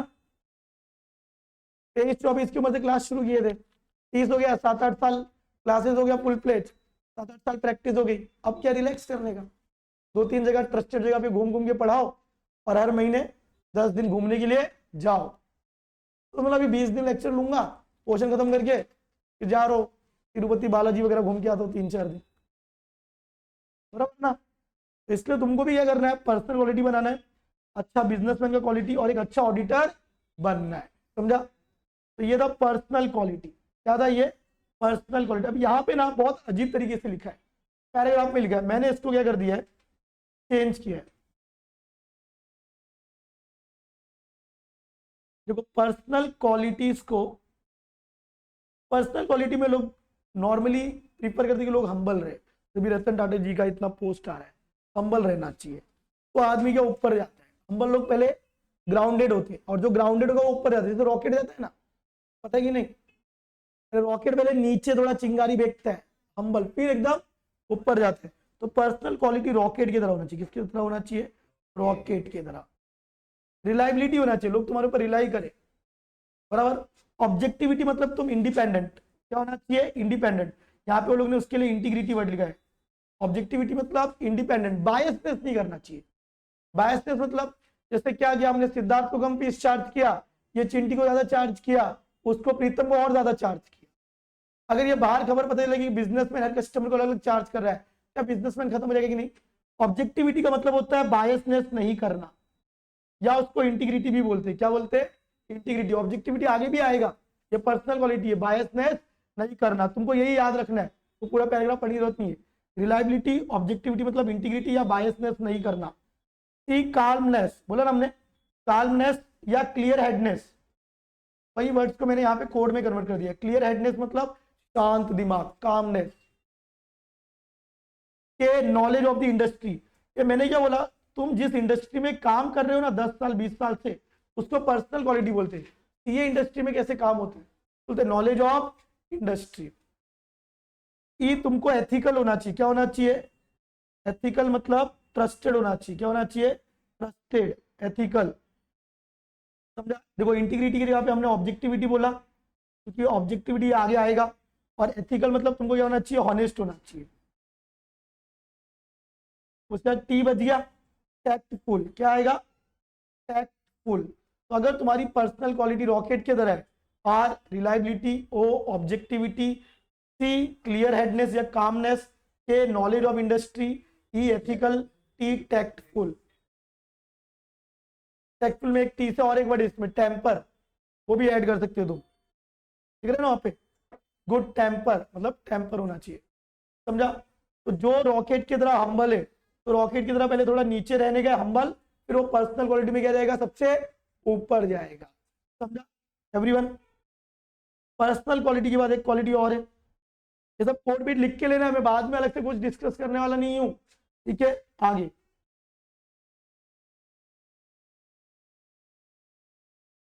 गाइस और एक क्वालिटी होनी चाहिए, टेक्निकल क्वालिटी। कौन सी? Technical. In addition auditor must have the shine of culture, shine of culture for attaining मतलब achieving a great height. In addition auditor must have shine of culture मतलब technical knowledge भी होना चाहिए, तभी तुम क्या ग्रेट हाइट पे जाओगे, अच्छी मुकाम पे जाओगे। He must have highest degree of integrity, जो मैंने ऑलरेडी बोल दिया, इंटीग्रिटी मतलब ऑब्जेक्टिविटी, पार्शियलिटी नहीं करना चाहिए। पार्शियलिटी कौन नहीं करता? जो लोग इंडिपेंडेंट होते हैं। अगर मैं इंडिपेंडेंट हूं तो मैं किसी के साथ पार्शियलिटी नहीं करूंगा। फर्स्ट डे याद करो बाजीराव मस्तान, क्या उसने अपने भाई के साथ पार्शियलिटी किया? यस, बायसनेस किया। तो इंटीग्रिटी बोलो, इंडिपेंडेंसी बोलो, ऑब्जेक्टिविटी, ये सब क्या है, एक ही वर्ड है जहां पे तुम बायसनेस नहीं करते हो। जो बायसनेस नहीं करता, जो इंडिपेंडेंट, इंटीग्रिटी, वो सबसे ना ग्रेट हाइट को अचीव करेगा। मतलब वो ऑनेस्टली काम कर रहा है। अगर मैं मेरे भाई मेरे किसी पहचान वाले का बैलेंस शीट देख रहा हूँ, उसमें गड़बड़ है, वो मैं रिपोर्ट नहीं कर रहा हूँ, और बाहर के लोगों का रिपोर्ट करो, तो बायसनेस कर रहा हूँ कि नहीं? क्या मैं इंडिपेंडेंट हूँ? नहीं। क्या मैं ऑनेस्टली काम कर रहा हूँ? नहीं। क्या मैं ग्रेट हाइट अचीव करूंगा? नहीं। देखो आगे, auditor hold a position of trust, definitely जिसकी पर्सनल क्वालिटी अच्छा है तो उस पर ट्रस्ट करेंगे। मस्ट हैव ह्यूमन क्वालिटी, वही basic quality, apart from technical requirement of professional training, मतलब टेक्निकल के साथ पर्सनल क्वालिटी, सॉरी हाँ, पर्सनल क्वालिटीज भी होना चाहिए। अब यहां से वो लोग ने टेक्निकल क्वालिटी की बात की, यहाँ पे बात की, सीधा लास्ट लाइन में बात की। यहाँ पे N exhaustive knowledge of accounting in all it's branches, ये टेक्निकल क्वालिटीज की बात। ऊपर तो वही घिसी पिटी लिखा है कि पर्सनल क्वालिटी के साथ क्या होना चाहिए, टेक्निकल होना चाहिए। टेक्निकल क्वालिटी हो तो तुम क्या हाई कल्चर ये अचीव करोगे। अब टेक्निकल क्वालिटी में क्या, exhaustive knowledge of accounting, accounts का नॉलेज होना चाहिए, इन ऑल इट्स ब्रांचेस, मतलब बाकी के सब्जेक्ट का भी नॉलेज होना चाहिए। अदर ब्रांचेस मतलब बाकी के सब्जेक्ट का भी नॉलेज होना चाहिए। तो तुम जितने भी सब्जेक्ट पढ़ते हो सब अकाउंट्स के ब्रांच है, सब अकाउंट से रिलेटेड सब्जेक्ट है, चाहे वो टैक्स है, चाहे कॉस्ट अकाउंटिंग है, चाहे वो फाइनेंशियल अकाउंटिंग है, सब कुछ क्या है अकाउंटिंग के ब्रांचेस है। ऑडिट भी क्या है अकाउंटिंग का एक ब्रांच ही है। ये सब उसके कनेक्टेड सब्जेक्ट। अब यहाँ पे एक वर्ड लिखा है अनएग्जॉस्टिव नॉलेज ऑफ अकाउंटिंग, ये टेक्निकल नॉलेज का पॉइंट है। In all it's branches is the cine Q none of the practice of auditing, मतलब इंपॉर्टेंट है ऑडिट के लिए। सिने क्यू नॉन मतलब ये knowledge of accounting knowledge branches is important. किसके लिए इंपॉर्टेंट है? For the practice of auditing के लिए टेक्निकल सब्जेक्ट का भी नॉलेज होना चाहिए। ही मस्ट नो थोरपली, मतलब डिटेल में सारे accounting principles, guys accounting principles accounting standards and techniques, जो भी अकाउंटिंग स्टैंडर्ड से, अकाउंटिंग टेक्निक से, अकाउंटिंग प्रिंसिपल है, या तुम ऑडिटिंग स्टैंडर्ड से जो तुम पढ़ रहे हो स्टैंडर्ड्स, ये सब का नॉलेज होना चाहिए डिटेल में। ठीक है, अब इसको तुम कैसे याद रखोगे? अब वहां पे प्रॉपरली लिखा नहीं है, न्यू ओल्ड सिलेबस में बहुत अच्छे से लिखा था, तो मैं ओल्ड सिलेबस की वही चीजें बस लिखने का तरीका लोगे। टेक्निकल क्वालिटी में तुमको हर सब्जेक्ट का नॉलेज होना चाहिए, हर सब्जेक्ट का। CANDLE, cost accounting, cost accounting accounting का ब्रांच है। फिर ए से 2 आएगा, अकाउंटिंग का तो नॉलेज होना चाहिए, अकाउंटिंग स्टैंडर्ड का तो नॉलेज होना चाहिए, साथ में ऑडिटिंग का नॉलेज होना चाहिए एंड ऑडिटिंग स्टैंडर्ड। मुझे याद दिलाना इसका, जो मैंने एक्स्ट्रा लिखा है ना हैंड रिटन नोट्स ग्रुप में शेयर करने के लिए। अकाउंट्स का नॉलेज होना चाहिए, अकाउंटिंग स्टैंडर्ड का नॉलेज होना चाहिए, ऑडिटिंग का नॉलेज और ऑडिटिंग स्टैंडर्ड का नॉलेज होना, बराबर।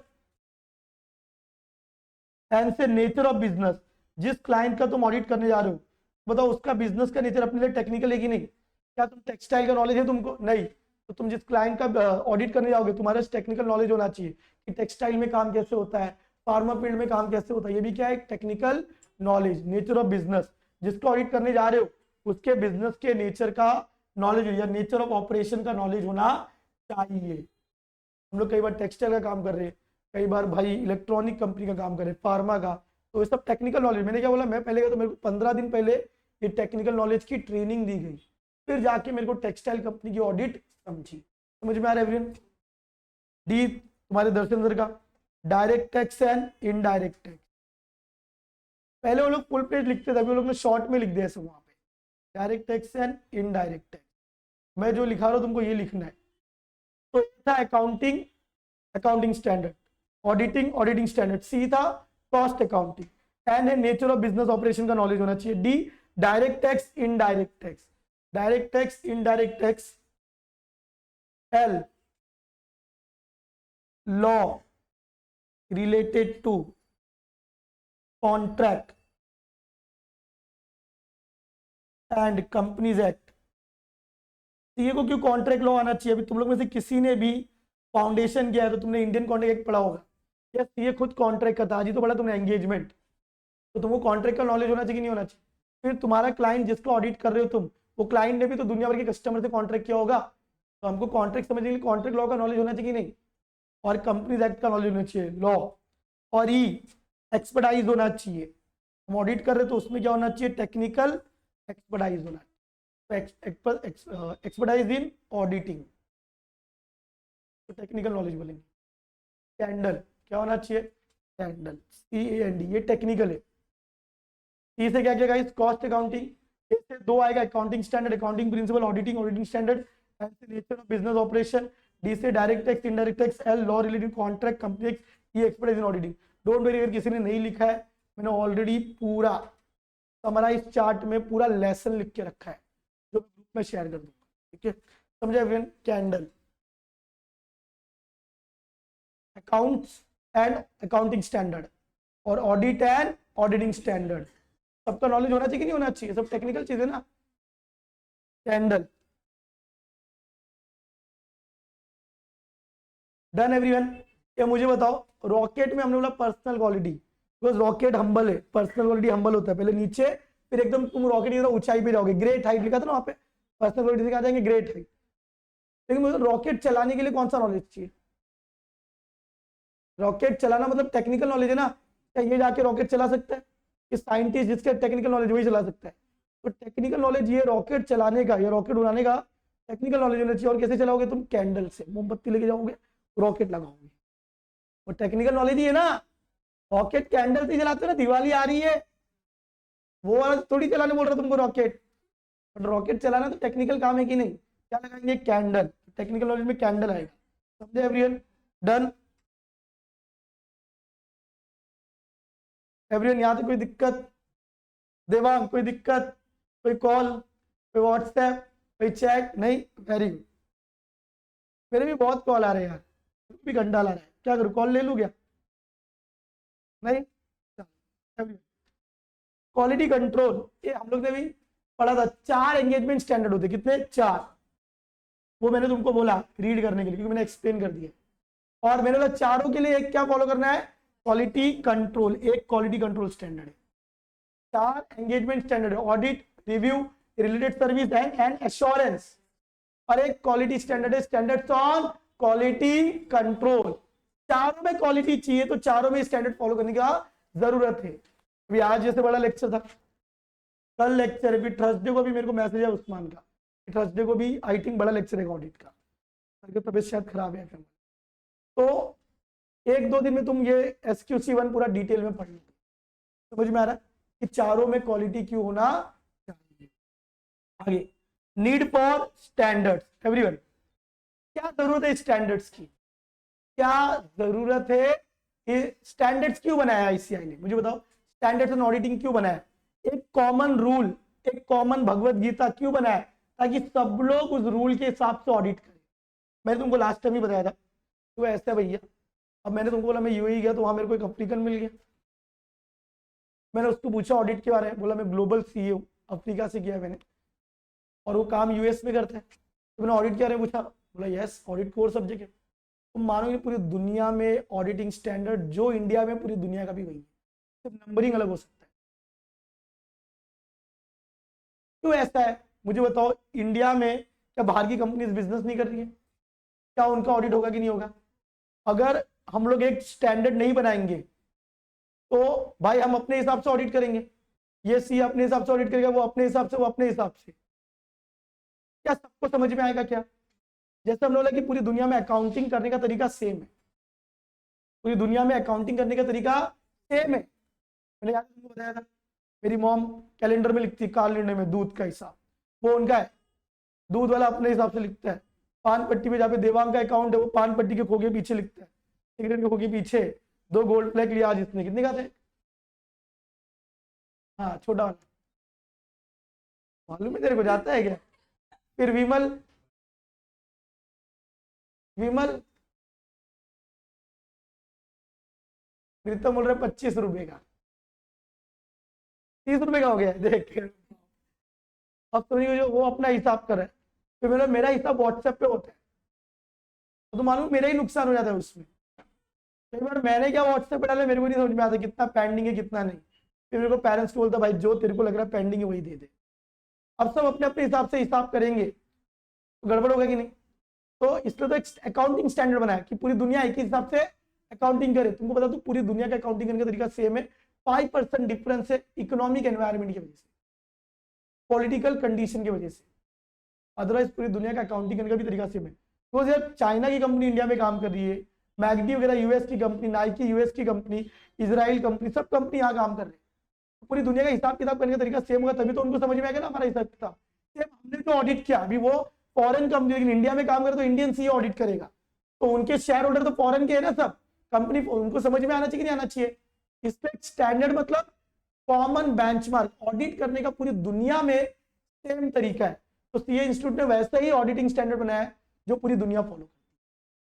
तो जरूरत है कि ग्लोबल प्रैक्टिस हो, ग्लोबली सबको समझ में आए हमारा काम, और इंटरनेशनल लेवल का ये गाइडेंस है। समझ में आ रहा है क्या बोला मैंने? तो ये नीड है ताकि लोगों को कंफ्यूजन ना हो, कंफ्यूजन ना हो। देखो यहाँ पे वेरी इंपॉर्टेंट क्वेश्चन है, नीड फॉर स्टैंडर्ड। स्टैंडर्ड्स क्यों बनाया? चाहे वो स्टैंडर्ड ऑडिटिंग है, चाहे वो एश्योरेंस है, चाहे वो रिव्यू है, चाहे वो रिलेटेड। एंश्योर करता है कैरिंग आउट ऑडिट। अभी लोग सिर्फ ऑडिट की बात करें, तुम जो है ऑडिट कैरी करोगे, कैसे करोगे कैरी? कैसे भी करोगे अपनी मर्जी से नहीं, अगेंस्ट एस्टेब्लिश्ड बेंचमार्क। बेंचमार्क मतलब कॉमन स्टैंडर्ड, कॉमन रूल, जो पूरी दुनिया एट पार। हमारे जो स्टैंडर्ड बनाया आईसीआई ने एट पार किसके बराबर है? With global practice. आईसीआई ने जो बेंचमार्क बनाया, बेंचमार्क क्या? Standard on auditing. तो हम क्या करेंगे? स्टैंडर्ड क्या इंश्योर करता है? Carry out. कैरी आउट मतलब हम लोग कंडक्ट करेंगे ऑडिट अगेंस्ट एस्टेब्लिश बेंचमार्क, मतलब जो स्टैंडर्ड ऑडिटिंग आईसीआई ने बनाया उसके हिसाब से करेंगे। और ये जो स्टैंडर्ड ऑडिटिंग आईसीआई ने बनाया एट पार किसके बराबर है? विद ग्लोबल प्रैक्टिस, पूरी दुनिया के बराबर। तो ग्लोबली हम लोग आ जाए, इसके लिए ऐसा स्टैंडर्ड्स बनाया गया। समझे एवरीवन? बोलो यार। बेंचमार्क। Next standard. अभी वो स्टैंडर्ड आने का फायदा क्या मालूम है? अब ये ऑडिटर है, मैं ऑडिटर, सब ऑडिटर है, कोई जूनियर ऑडिटर, कोई नया ऑडिटर है। इसका फायदा क्या है? उसमें सब कुछ रेडीमेड दिया है, क्या प्रोसीजर लगाओगे, कैसे ऑडिट, पूरा गाइडेंस दिया है, और अपडेटेड गाइडेंस है एकदम। हर साल ऐसे अपडेट भी करती है, एकदम जबरदस्त स्टैंडर्ड है। तो तुम डायरेक्ट काम करोगे बहुत गलती कर सकते हो, स्टैंडर्ड फॉलो करके करोगे तो तुम्हारा काम क्या होगा? क्वालिटी ऑफ ऑडिट इंप्रूव होगा। एक फायदा क्या है इसका स्टैंडर्ड आने का? तुम जो ऑडिट करो उसकी क्वालिटी क्या होगी? इंप्रूव होगी। तो स्टैंडर्ड इंप्रूव करता है quality of financial reporting. Guys financial reporting मतलब ऑडिट नहीं है। क्या बोला था हमने? फाइनेंशियल रिपोर्टिंग मतलब प्रिपरेशन, प्रेजेंटेशन ऑफ अकाउंट्स, या FS. Sir standards on auditing तो ऑडिट को इंप्रूव करता है ना। गाइस यहाँ पे स्टैंडर्ड का मतलब ओनली स्टैंडर्ड्स ऑन ऑडिटिंग नहीं है, क्या standards on related service, Pallavi वाला। क्या बहुत सारे सीए अकाउंटिंग का काम करते कि नहीं? नो डाउट उस टाइम पे वो लोग अकाउंटिंग स्टैंडर्ड ही फॉलो करेंगे, बट वो भी तो एक स्टैंडर्ड है कि नहीं? तो वो स्टैंडर्ड लाने का मकसद क्या है? कि जब ये अकाउंटिंग करेगी, फाइनेंशियल रिपोर्टिंग करेगी, प्रिपरेशन प्रेजेंटेशन करेगी, तो अगर वो स्टैंडर्ड फॉलो करके करेगी अकाउंटिंग, तो उसकी क्वालिटी क्या होगी? इंप्रूव। क्या होगी? इंप्रूव। तो सिर्फ ऑडिट की बात नहीं कर रहा है, अकाउंटिंग स्टैंडर्ड की भी बात कर रहा है, क्योंकि रिलेटेड सर्विस में अकाउंटिंग का भी काम करते हैं सीए लोग, तुम समझे? तो रिलेटेड सर्विस में सीए क्या करेगा? अकाउंटिंग स्टैंडर्ड फॉलो करेगा। तो स्टैंडर्ड फॉलो करे तो क्वालिटी ऑफ वर्क क्या होगी? इंप्रूव। तो यहाँ पे standard improve the quality of financial reporting, thereby helping. इससे किसको हेल्प होगा? यूजर, क्लोज जी को, कि भाई पूरी दुनिया में जो स्टैंडर्ड फॉलो हो रहा है वो फॉलो कि हमारे यहाँ अकाउंटिंग हुई है। तो यूजर फिर इंडिया का हो शेयर होल्डर, दुबई का हो, पूरी दुनिया का कहीं का भी शेयर होल्डर हो, सबको समझ में आएगा। Thereby helping user to make diligent decision. हम लोग अच्छा डिसीजन ले सकते हैं। डिलीजेंट मतलब केयरफुल डिसीजन ले सकते हैं, क्योंकि अभी ग्लोबल हो गया है ना, क्वालिटी भी इंप्रूव हो रही है और पूरी दुनिया के लोगों को समझ में आएगा कि क्वालिटी तरीके से अकाउंटिंग हुई है, तो वो अच्छा डिसीजन ले सकते हैं। समझा? अच्छा ऑडिट की भी क्वालिटी इंप्रूव होगी। चलो कौन सा? स्टैंडर्ड्स ऑन ऑडिटिंग, ये चिंटी पल्लवी वाला, बराबर ना? देखो स्टैंडर्ड्स कुठे गेला, ये वाला line, standard ensures audit quality. तो ऑडिट की तो क्वालिटी इंप्रूव होगी होगी, और अकाउंटिंग स्टैंडर्ड्स से किसकी क्वालिटी इंप्रूव होगी? अकाउंटिंग की भी, फाइनेंशियल रिपोर्टिंग की भी। ये समझा? तो दोनों की क्वालिटी इंप्रूव होगी। Next standard promote uniformity. पूरी दुनिया एक जैसा स्टैंडर्ड फॉलो कर रहा है। अब वो कल्लू के साथ हम लोग 2 दिन घूमे थे, हमने कॉमन बस की थी आबू धाबी में, तो मैं उससे काफी हम लोग ने डिस्कशन किया। वो भी काफी पढ़ाकू था मेरे टाइम, चश्मा वाला बंदा था वो भी पढ़ाकू, तो काफी हमने डिस्कस किया। तो बहुत सारी चीजें सिमिलर है। बल्कि वो बोला था हमारे अफ्रीका में भी आते जाते इंडियन लोग, अफ्रीका एक गरीब देश है, तो वहां पे तुम देखोगे सब बड़े बड़े बिजनेसमैन इंडियन है। तो इंडियन तो हर जगह है, दुनिया का हर छठा इंसान इंडियन, और कुछ कंट्री में तो हर पहला दूसरा इंसान ही इंडियन है। अभी का रिपोर्ट भी आया कि यूएस में जितना फॉरेन लोग का प्रॉपर्टी नहीं, उससे ज्यादा इंडियन लोग का प्रॉपर्टी। दुबई में मेरे को कहीं कहीं भी जाओ सब हिंदी बोलने वाले दिख रहे हैं, भर भर के इंडियन है। गुज्जू लोग के तो बड़े बड़े खुद के मॉल है, बड़े बड़े होटल। अरे गुज्जू को मानता क्या है, यहाँ से कर्जा उठाते हैं लोग, लोन एक साल में भाग जाते, वहां का गोल्डन वीजा ले लेते। अब गोल्डन वीजा ले लेंगे ना, इंडियन गवर्नमेंट उनको वहां नहीं पकड़ सकती। मेरे को उनकी तरीका अच्छा लगा, मैं भी सोच रहा 2-4 करोड़ का लोन उठाओ, भाग जाओ। हाँ वो लोग तो 100-200 करोड़ लेके ही भागते, अगर भागना है तो बड़ा लेके भागे। हाँ ऐसे ही करते। तुम तो 2-4 गुज्जू सुने देंगे बड़े बड़े, मेहुल चौकसी, ये सब, नीरव मोदी, विजय माल्या, भाई सबसे ज्यादा लोन लेके भागने वाले गुज्जू लोग हैं। उन लोग का नाम नहीं आता जो 100-50 करोड़ लेके भागते। ये उनका स्टाइल है, यहाँ से भागेंगे, एक साल ईएमआई भरेंगे, एक साल में वो क्या करते वहां का वीजा ले लेते। दुबई वाले डिफॉल्टर लोग को वीजा नहीं देते, तो एक साल में वो लोग क्या करते दुबई में वीजा ले लेंगे, तभी तक ये लोग डिफॉल्टर नहीं है। तो दुबई वाला वीजा दे देता है, दुबई वाला प्रॉपर्टी दे देगा, सब कुछ तुम्हारे नाम पे कर देगा। जैसे सब कुछ तुम्हारे नाम पे हो गया, अब तुमको जाके रहना है, वैसे ये लोग जाएंगे दुबई में, 1-2 महीना क्या करेंगे दुबई से ऑनलाइन ईएमआई पे कर देंगे, फिर पे करना बंद कर देंगे, फिर कुछ नहीं कर सकते। इंडियन गवर्नमेंट वाले कुछ नहीं कर सकते और दुबई वाला भी कुछ नहीं कर सकते। तुमने वीजा सब दे दिया, तो लॉ ऐसा कि वीजा देने के टाइम पे प्रोफाइल क्लियर होना चाहिए, तो तभी उसका प्रोफाइल क्या था, क्लियर था। ऐसे करते लोग, समझ में आ रहा है। पूरी दुनिया में यूनिफॉर्मिटी भाई, सबके अकाउंटिंग ऑडिटिंग एक जैसा, सब एक जैसे ही काम कर रहे हैं। प्रमोट क्या होता है, इसका एक फायदा है क्या, यूनिफॉर्मिटी प्रमोट हो रहा है इन ऑडिट ऑफ एफएस, क्योंकि पूरी दुनिया के ऑडिट तुमको यूनिफॉर्म लगेगा, सेम लगेगा। Is carried out following this standard, क्योंकि आईसीआई ने जो स्टैंडर्ड बनाया ग्लोबल है, तो जब तुम ऑडिट करोगे तो प्रमोट करेगा यूनिफॉर्मिटी पूरी दुनिया में, ना कि सिर्फ इंडिया में। समझ में आ रहा है। और इसका एक फायदा क्या, स्टैंडर्ड इक्विप मतलब इंप्रूव, अगेन इक्विप का मतलब इंप्रूव करता है प्रोफेशनल अकाउंटेंट। देखो रिलेटेड सर्विस करने वाली सीए अकाउंटिंग करेगी, तो इससे फायदा किसको होगा, अकाउंटेंट को भी फायदा होगा, और किसको फायदा होगा, with professional knowledge and skill. तो इसको नया नॉलेज मिलेगा, प्रोफेशनल अकाउंटेंट को नया स्किल मिलेगा। और एक दुख की बात बता देता हूँ, हमारे लॉ में ऑडिटर को भी प्रोफेशनल अकाउंटेंट बोला है, और अकाउंटेंट को भी क्या बोला है, प्रोफेशनल अकाउंटेंट बोला है। जब तुम डेफिनेशन पढ़ोगे लॉ में सीए का, तो लिखा है कि जो अकाउंटेंट है वो सीए, जो अकाउंटेंट है वो सीए। अब वो अकाउंटेंट एंट्री मारने वाला अकाउंटेंट है या ऑडिट करने वाला, दोनों को क्या बोला है, प्रोफेशनल अकाउंटेंट। तो दोनों को ये स्टैंडर्ड से क्या इंप्रूव होगा, दोनों प्रोफेशनल अकाउंटेंट, देखो standard improve, professional accountant improve होगा, क्या मिलेगा उनको, 2 चीज मिलेगा, एक प्रोफेशनल नॉलेज और एक स्किल मिलेगा। इस समझ में आ रहा है। तो लोग स्कूल जाते थे कि नहीं, क्यों जाते थे स्कूल, नॉलेज लेने, स्किल लेने, और बस में जाते थे स्कूल नहीं, डैडी का रिक्शा तो रिक्शा में जाएगा, हाँ चल के, बस में कोई नहीं है स्कूल, बड़े लोग हैं यार। हमारी म्युनिसिपल स्कूल में तो साला कोई सिस्टम ही नहीं था, जब जाना तब जाओ स्कूल, कोई दिक्कत नहीं। देखो आप एवरीवन, देखो हर बच्चा बस में स्कूल जाता है, किसमें, बस, ठीक है।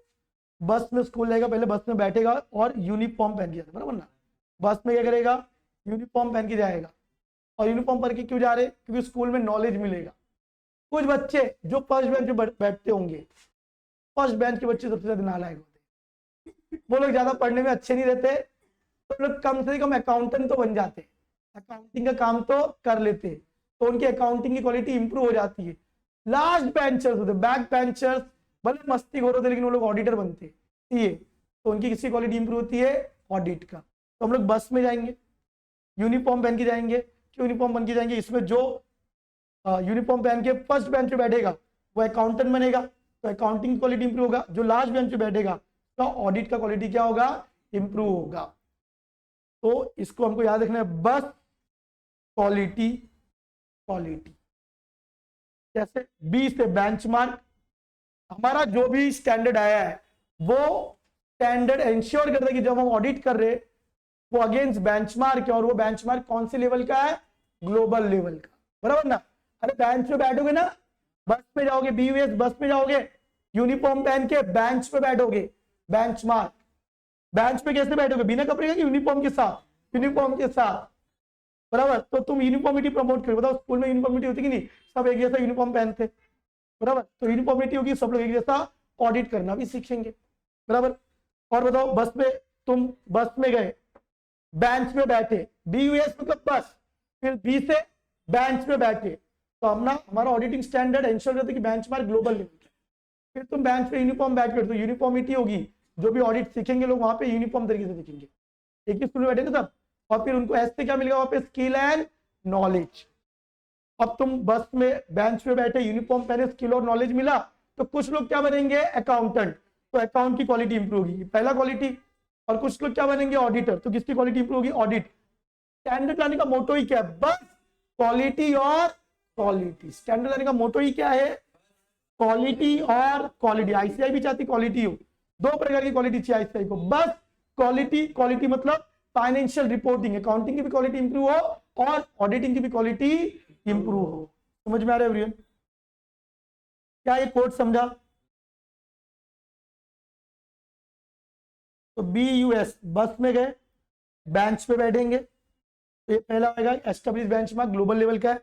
यूनिफॉर्म पहन के आएंगे, तो सब लोग यूनिफॉर्म पहन के एक जैसा ऑडिट करना सीखेंगे वहां पे।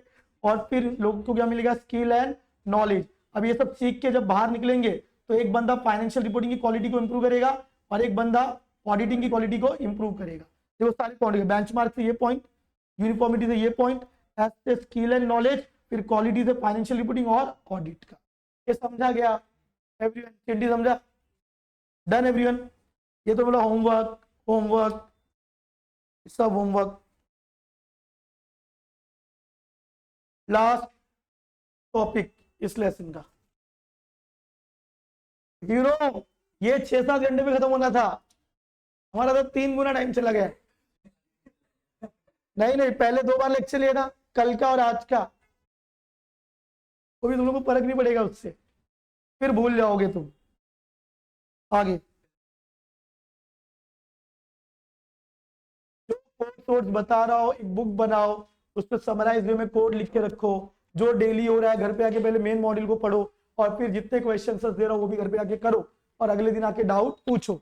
आज तुम लोग ने बोला चारों तुम लोग ने क्वेश्चन करके आए और केस स्टडी करके आए, डाउट नहीं आया, बहुत अच्छी बात है। कुछ लोग ने किया ही नहीं होगा तो डाउट ही नहीं आएगा। जिन लोगों ने किया होगा, हो सकता है डाउट नहीं भी आया, जेन्युइन भी हो सकता है। और जो लोग बुक ही नहीं खोले होंगे, इनकी तो बात ही छोड़ दो। हाँ, ड्यूटीज इन रिलेशन टू, अब देखो, अब सीए की क्या ड्यूटी है, तो 2 टाइप के स्टैंडर्ड है, एंगेजमेंट एंड क्वालिटी। तो ये दोनों स्टैंडर्ड को लेके सीए की क्या ड्यूटी, सीए की ये ड्यूटी है कि जितने भी एंगेजमेंट स्टैंडर्ड बनाया आईसीआई ने उसको तुम फॉलो करो, बराबर ना। सीए की ये ड्यूटी है कि क्वालिटी स्टैंडर्ड को फॉलो करके क्वालिटी ऑडिट करो। क्वेश्चन क्या है, duties in relation to engagement. Engagement standard का मतलब है, अगर मेरे को ऑडिट का काम मिल रहा है तो मुझे स्टैंडर्ड्स एंड ऑडिटिंग फॉलो करना है। और मतलब तुम ऑडिट करो, तुमको साथ में क्या फॉलो करना पड़ेगा, क्वालिटी कंट्रोल, जो कुछ दिन में कवर हो जाएगा, आज कल में हो जाएगा, SQC 1, बराबर कि नहीं? अरे बोलो यार। लेकिन अगर मैं एंगेजमेंट कर रहा हूं रिव्यू का, तो मुझे रिव्यू फॉलो करना और SQC 1, ये मेरी ड्यूटी है। अगर मैं एश्योरेंस कर दो, एश्योरेंस फॉलो करना ये मेरी ड्यूटी है, और साथ में SQC 1 भी।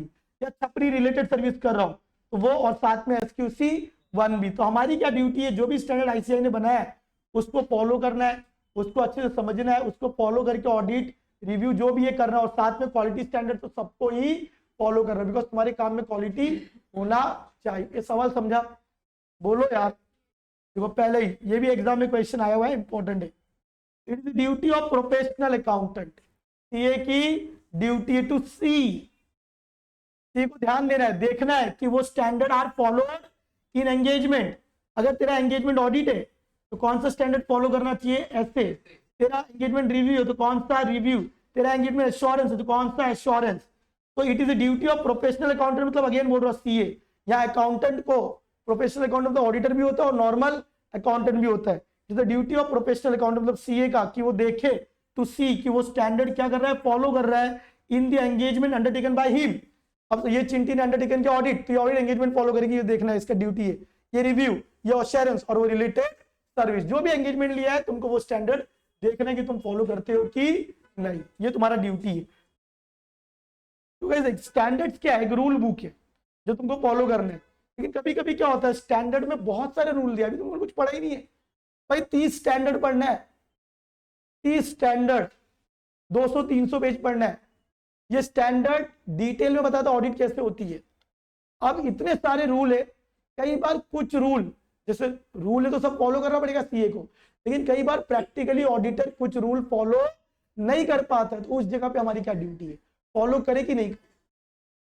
अगर प्रैक्टिकली कोई चीज तुम, जैसे मैं एक एग्जांपल देता हूं, एक रूल बोलता है, तुम पढ़ोगे ऐसे 501 स्टैंडर्ड्स ऑन ऑडिटिंग 501, वो बोलता है कि ऑडिटर को इन्वेंट्री क्लोजिंग स्टॉक गोडाउन में जाके चेक कर, गोडाउन में जाके फिजिकली काउंट करना चाहिए कितना क्लोजिंग स्टॉक है। ये कौन बोल रहा है, अपना रूल बुक स्टैंडर्ड बोल रहा है, 501 बोलता है।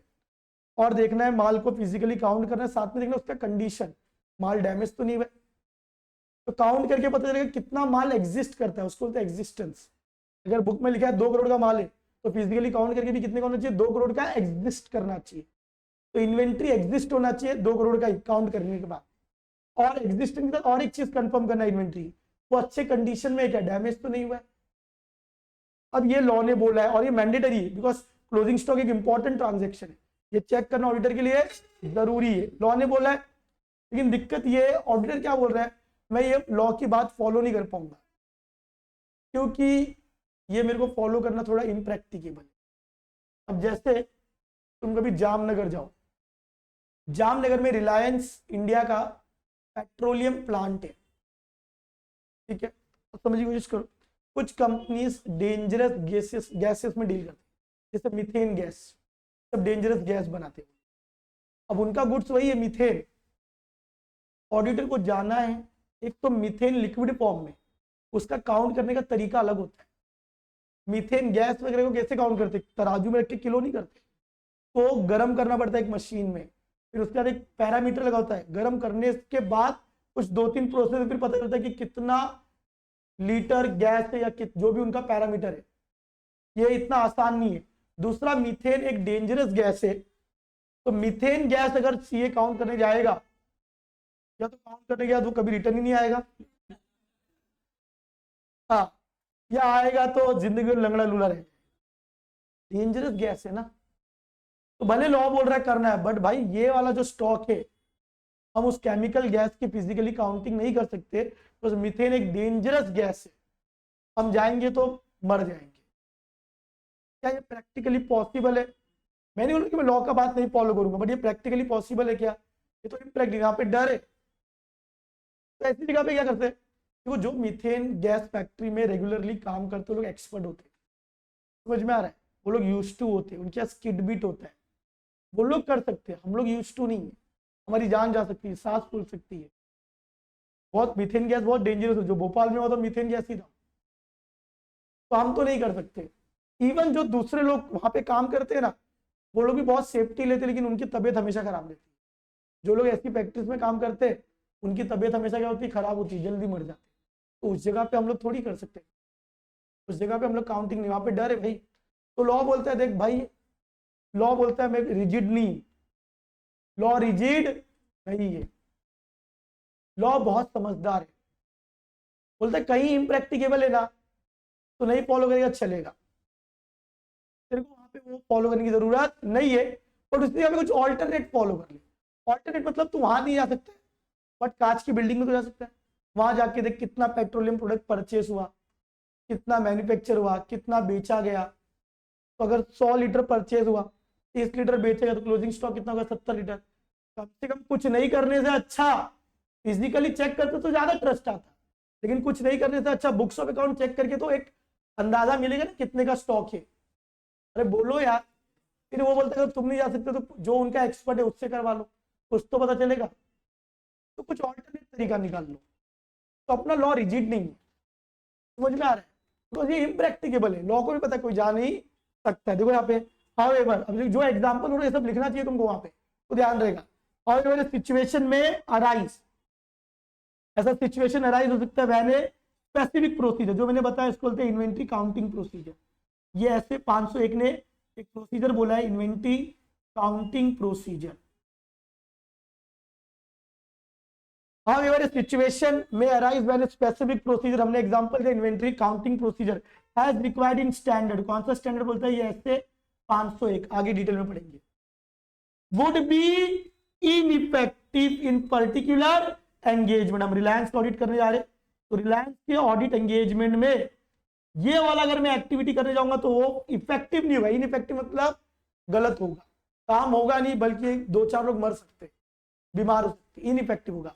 अगर मैं वहां पे ये 501 जो रिक्वायर्ड बोला है स्टैंडर्ड ने, वो प्रोसीजर लगाऊंगा तो क्या हो जाएगा, वुड बी इनइफेक्टिव हो जाएगा। क्यों? क्योंकि हम लोग को नॉलेज नहीं है काउंटिंग कैसे होता है, ये डेंजरस केमिकल है, काउंटिंग करने गए थे वो तो होगा नहीं, वो इनइफेक्टिव हो जाएगा, और ऊपर से क्या है 2-4 लोग की मौत हो सकती है। तो ये हर एंगेजमेंट में नहीं होगा, जैसे रिलायंस के ऑडिट करने का वहां पे तो लिखा इन पर्टिकुलर एंगेजमेंट। अब मेरा कोई कपड़े का क्लाइंट है, कपड़ा तो मैं जाके चेक कर सकता हूँ ना, उसमें कौन सा केमिकल है, समझे एवरीवन क्या लिखा है। हाउएवर सिचुएशन अराइज होगा जहां पे specific procedure required by standard would be ineffective, counting तो इनइफेक्टिव हो जाएगी, इन पर्टिकुलर एंगेजमेंट मतलब जैसे रिलायंस का मैं ऑडिट करेगा वहां पे ये प्रॉब्लम है, रिलायंस पेट्रोलियम में, बाकी जगह पे प्रॉब्लम। तो क्या बोल रहा है, in such a case professional accountant मतलब CA auditor is required to ensure the following, 3 चीजें फिर उसको करना है। अब भाई डर है तो जाएंगे नहीं, तो हमारी ड्यूटी क्या है, उसने बोला वो मत कर कुछ और कर ले, 3 चीजें कर, तो डर है ना, तो तू क्या कर मालूम है, अब हम लोग वो चीज फॉलो नहीं करेंगे, लॉ में जो चीज फॉलो नहीं करते उसको बोलते डिपार्चर, क्या बोलते हैं, डिपार्चर, तो हम लोग डिपार्ट कर देंगे। डिपार्ट मतलब हम लोग फिजिकल इन्वेंट्री काउंटिंग नहीं करेंगे, उसकी जगह पे कुछ और करेंगे, ऑल्टरनेट प्रोसीजर, क्या करेंगे, ऑल्टरनेट प्रोसीजर, समझा मैंने क्या बोला। और हमको रिपोर्ट में लिख के देना है कि क्यों तुमने डिपार्ट किया, क्यों तुमने वो ऑडिट प्रोसीजर फॉलो नहीं किया, और उसकी जगह पे तुमने ऑल्टरनेट क्या फॉलो किया वो बताना पड़ेगा, वो रिपोर्ट में लिख के हाईलाइट करना पड़ेगा, अटेंशन ड्रॉ करना पड़ेगा कि क्यों तुमने ये डिपार्चर किया। ये तुम लोग समझा, डर है ना वहां पे, क्या है, डर, तो डर के टाइम पे बोल रहा है डर वाला ड्यूटी करो, कौन सा ड्यूटी करो, डर वाला। पहले तुमने डिपार्ट क्यों किया, डिपार्ट किया तो तुम मेन प्रोसीजर नहीं फॉलो करोगे, ऑल्टरनेट फॉलो करोगे, तो उसका रिपोर्ट में तुमको सब चीजें क्या करना पड़ेगा, अटेंशन ड्रॉ करना। तो वहां पे एवरीवन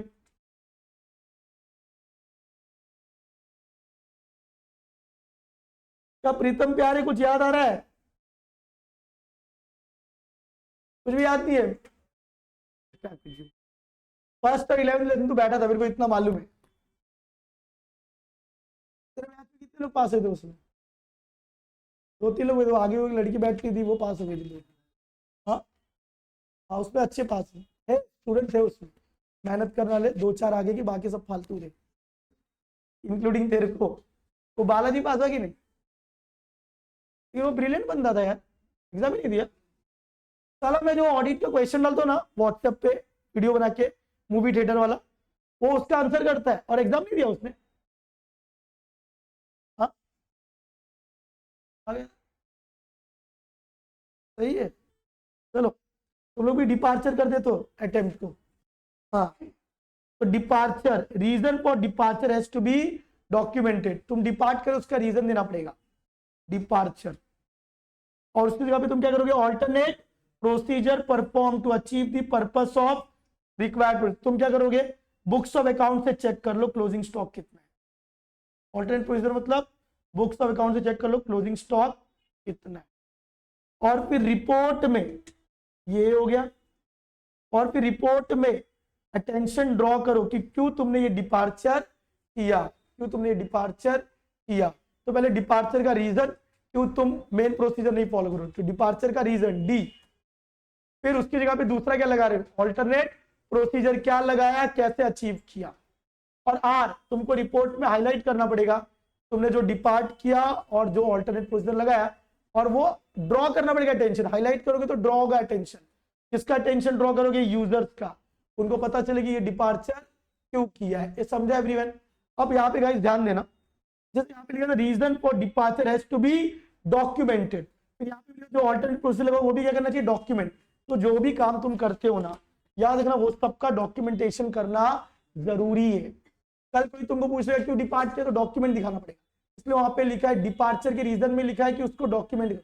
फिर तुमने ऑल्टरनेट प्रोसीजर लगाया तो उसका भी डॉक्यूमेंटेशन करो, क्यों ऑल्टरनेट प्रोसीजर लगाया, और रिपोर्ट तो डॉक्यूमेंटेशन है ही, रिपोर्ट में हाईलाइट करो क्यों डिपार्चर किया, ये समझा। डर तो पहले नॉर्मल ड्यूटी है, हम फॉलो करेंगे स्टैंडर्ड, लेकिन हाउएवर अगर कुछ इम्प्रैक्टिकल सिचुएशन है तो हमारी ड्यूटी में डर आ गया तो हम डर के हिसाब से फॉलो करेंगे, DAR डर, ये समझा क्या?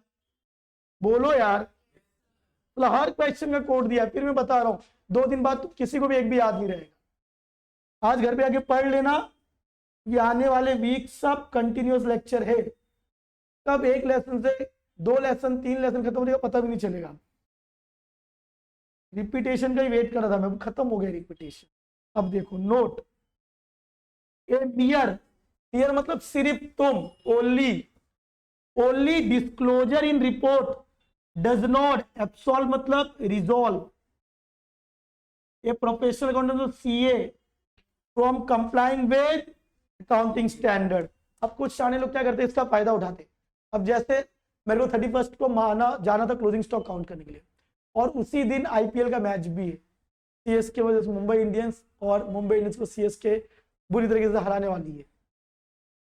उस दिन में जाके क्लोजिंग स्टॉक काउंट कर सकता था, मैंने क्या लिख दिया जाके, मैंने DAR डर यूज किया। मैंने रीजन, मेरे डिपार्ट का उस दिन में बहुत बीमार था, ऑल्टरनेट प्रोसीजर किसी और दिन जाके काउंट कर लूंगा या बुक्स ऑफ अकाउंट से चेक कर लूंगा, और मैंने रिपोर्ट कर दिया ड्रॉ अटेंशन। क्या ये रीजन सही है? क्या ये डिस्क्लोजर सही है? नहीं। इम्प्रैक्टिकेबल का मतलब होता है वो चीज इम्पॉसिबल हो तो ही तुम डिपार्ट कर सकते हो, अदरवाइज लोग बहाना मार के लॉ फॉलो ही नहीं करेंगे, लॉ फॉलो ही नहीं करेंगे। इसलिए उसने क्या लिया, मियर डिस्क्लोजर इन रिपोर्ट, सिर्फ रिपोर्ट में लिखने से ये नहीं हो जाता कि डज नॉट रिजॉल्व, मतलब ये तुम मत मान लो कि तुमने रिजॉल्व कर लिया, रिजॉल्व मतलब तुम नहीं भी गए, वो काम रिजॉल्व हो गया, वो काम तुमने कर लिया, ऐसा नहीं मान सकते तुम। Does not resolve a professional accountant from complying with accounting standard, मतलब ये नहीं मानेगा कि तुमने अकाउंटिंग स्टैंडर्ड को फॉलो किया है। डज नॉट रिजॉल्व मतलब तुमने पालन नहीं किया है, पालन किया ऐसा माना नहीं जाएगा। सिर्फ डिस्क्लोजर से थोड़ी होता है, वो जेन्युइन रीजन होना चाहिए। क्या होना चाहिए? Genuine reason. MCQ है इसके ऊपर, जेन्युइन रीजन होना चाहिए कि एक CA 31 मार्च को नहीं आ पाया और रीजन उसने दिया कि लोकेशन दूर था। अरे लोकेशन दूर है तो मसला ऑडिट लेने के पहले डिसाइड करना था। मैं भी तो रोज अंधेरी से भाईंदर से वसई जा रहा हूँ, बीच में तो वसई से मुलुन जा रहा था, मुलुन से वसई आ रहा था। तुम लोकेशन का रीजन दे सकते हो क्या? लोकेशन का रीजन नहीं दे सकते। समझे एवरीवन? सारे बच्चे, मेरा एक ऐप है, तुमको प्ले स्टोर से डाउनलोड करना है, उसमें पूरा लेसन नंबर 1 23 मिनट में रिवाइज करवाया, with all code and story, with all code, पूरा लेसन नंबर 1। ऑडिटेनमेंट करके ऐप है, सिद्धार्थ को बताया, ऑडिट फिर टेनमेंट, टेनमेंट मतलब एंटरटेनमेंट, ऑडिटेनमेंट में आएगा ना गूगल प्ले स्टोर में। हाँ वो तेरे को भी क्लास प्लस डाउनलोड करना पड़ेगा भाई, एप्पल वाला आदमी है, हमारा फोन 8,000 का, स्टूडेंट का फोन 1 लाख का, बताओ। ऑडिटेनमेंट डाउनलोड करना, येलो लोगो होगा, और घर पे जाके तुम पूरा 23 मिनट में पूरा ये लेसन का एक एक चीज कवर किया है, रिवीजन। तो अभी अगर तूने दर्शन सर का डाला तो मेरा वाला नहीं ओपन होगा, अभी वो मेरे को देखना पड़ेगा, मोबाइल में लॉगिन होगी, वो चेक करके बताता हूँ। वो कोड मांगेगा मेरा ऐप का, मिला, जाओ उधर प्ले स्टोर में, येलो कलर का होगा, ऐसा दिखेगा एक आदमी का फोटो, ऑडिटेनमेंट ऑडिटर का, हाँ ऐसा स्पाई जैसा दिखेगा। प्ले स्टोर में गया, उधर फ्री रिसोर्सेज में जा, उसमें काफी सारा, हाँ काफी सारा ऑप्शन होगा, एक 10